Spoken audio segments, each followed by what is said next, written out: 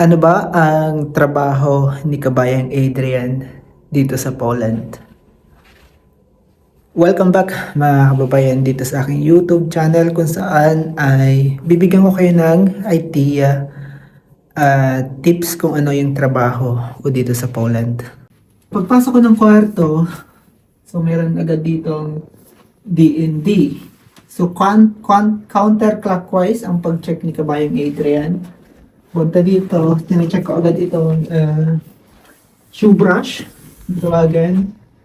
Then, check kung malinis. Ilalapag ko itong pang set up. So, may basahan syempre ako dito. I-check ko agad ito kung may mga naiwan na papel or basura. No? So, tine-check ko rin yan kung may mga buhok-buhok ka na.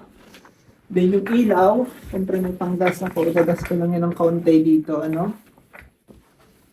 Then, dustin lang ng kaunti. Kasi sabi ko nga sa inyo, yung mga maid ay hindi naman ganoon ka-perfect. Then, safe bolt. Malinis na to. Kasi syempre tayong mga Pilipino, mahilig tayong mag-dust. Or ayaw natin sa dust. At itong unan, hindi naman siya ganun ka-perfect. Pero kinakailangan ko pa rin i-check yan. Kasi may mga maid na nag-cheat, di ba? Or kahit madumi, ay nilalagay nila.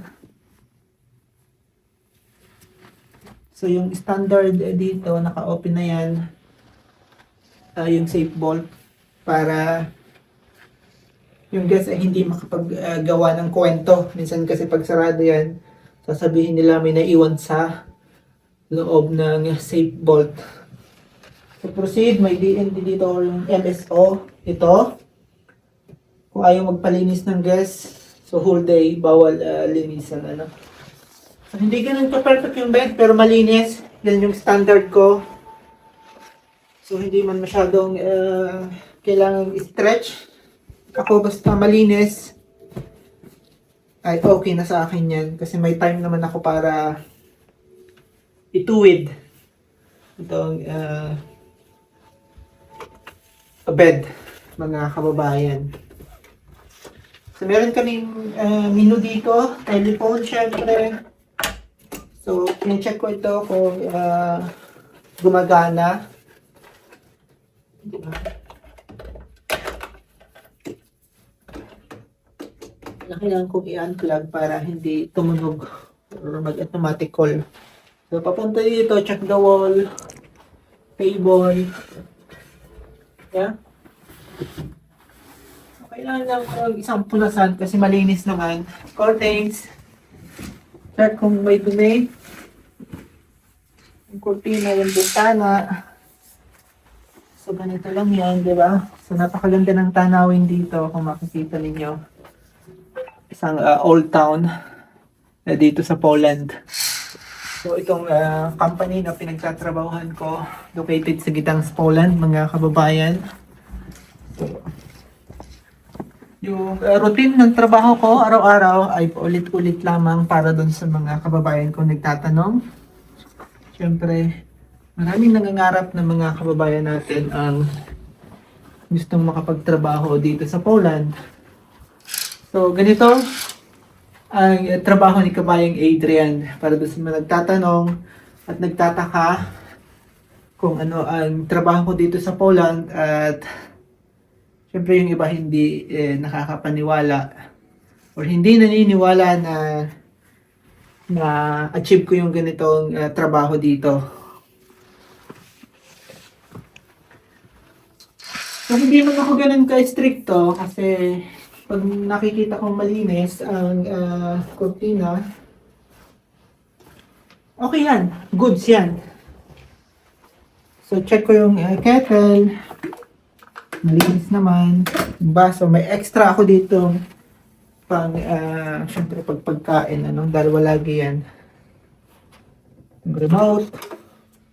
So, pag baso, iba yun. Nakaseparate yung pang dust ko, mga kababayan. Kasi syempre, inuman to ng guest, di ba? May welcome water dito, dalawa. So, syempre may baso din. Malinis naman. So, may tea, kape, teaspoon. At syempre kung gusto niyo may mga meeting kayo, so meron kaming papel at ballpen dito or lapis na pwede nyong gamitin. Diba? So malinis, proceed dito. So no smoking. So may kurtina, ito lagi dito naiiwan ng mga cleaner yung madumi under the curtains, no? So medyo maalikabok na yung kurtina pero wala pang plano kung kailan papalabhan. So may shelf dito, kailangan laging i-check kasi minsan may naiiwan damit, medyas, brief, panty, at kung ano-ano pa. Kasi yung guest dito nilalagay yung gamit nila, diba? Hanger. Minsan nakakalimutang dustingan ito ng mga maid. At syempre, yung guest, magbayad yan per night para ma-feel yung comfortable at yung privacy nila sa room, diba? So malinis yung buong kwarto, yung floor.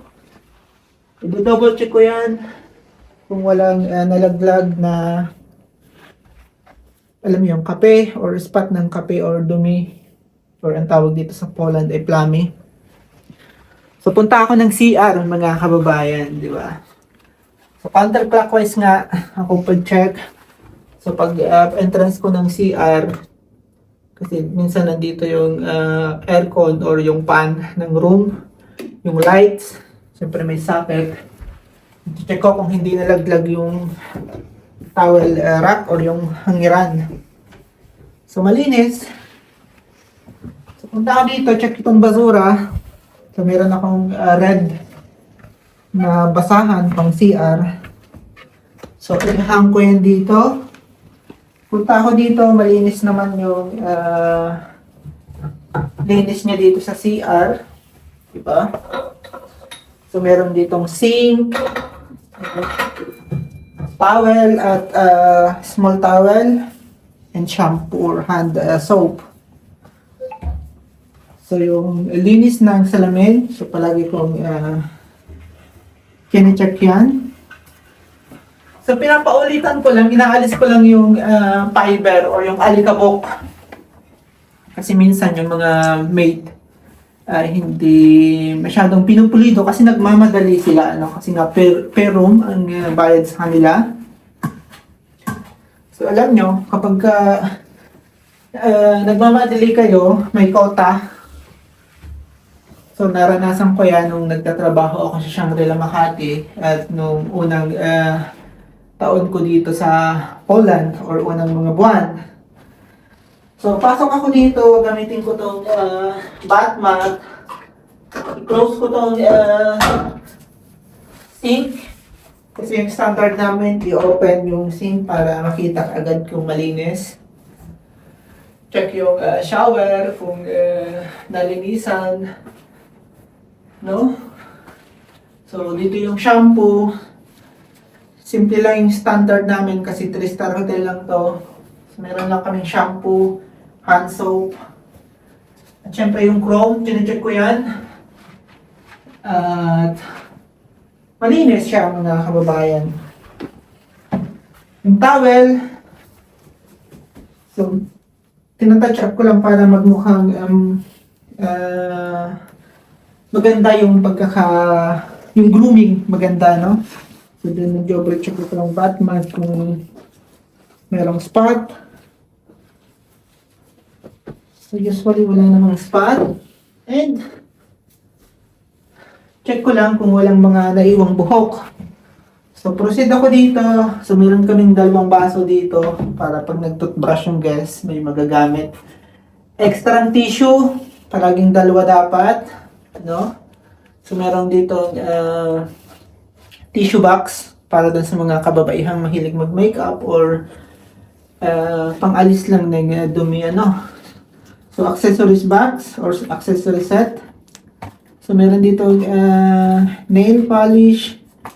So pang makeup, syempre. Pag mahilig kayong mag-shower or ayaw nyong mabasa yung buhok ninyo, no? At itong isang pangtahi. Syempre pag emergency, kailangan mo naalis yung botones ng damit or ng zipper ninyo. So meron kayong magagamit, just emergency. So mirror na malinis at meron kaming hair dryer para doon sa mga mahilig gumamit ng hair dryer pang tuyo ng buhok. Then malinis naman to, flush, syempre. Iti-check itong toilet, malinis naman, kachop-chop lang. So sinisilip ko yan. Then inaamoy ko kasi kahit na gumamit ng chemical aming maid or ang maid, minsan kasi shortcut nila yan. So may mga naiiwang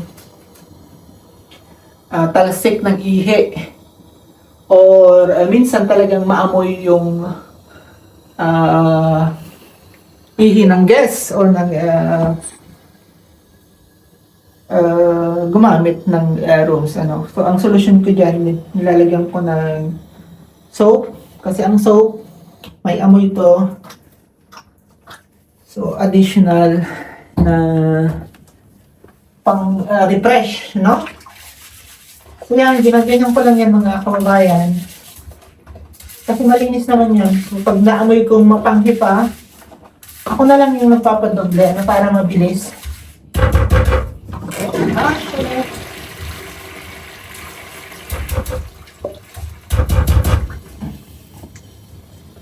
Pinadoblehan ko lang. So meron dito ang toilet brush syempre. And flush again.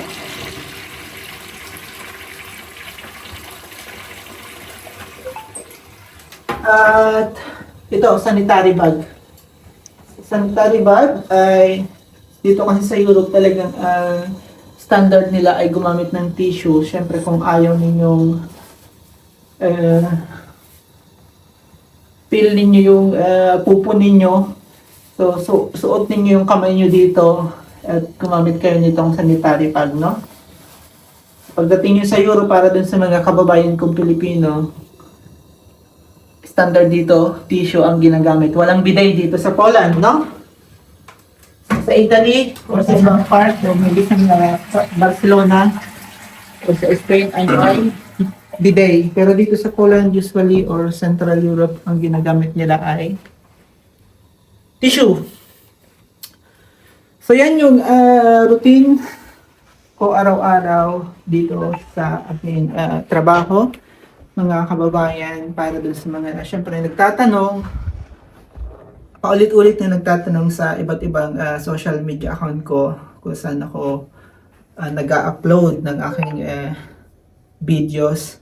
So sabi ko nga, itong ganitong video ay libangan ko lamang at gabayin ninyo para dun sa mga nangangarap.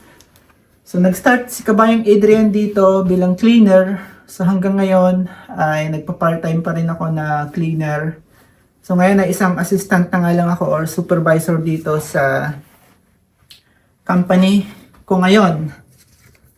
At ini-enjoy ko lang yung bawat araw na nandito ako sa hotel kung saan ako nagtatrabaho. At para sa mga kababayan ko na nangangarap, magpatuloy lang kayo kasi hindi naman talaga madali ang sitwasyon ng OFW, kasi malayo tayo sa pamilya, lalo na yung comfortable natin sa Pilipinas ay namimiss natin minsan at yung ating mga pamilya. Kaya ang advice ko dun sa mga nangangarap na hanggang sa ngayon ay nadadown dahil naghihintay ng working permit, working visa, nag-a-adjust dito sa Poland sa culture, body temperature, pagkain, at marami pang iba. So, magtiyaga lang kayo, subukan ninyo, at baka sakaling maging successful din kayo.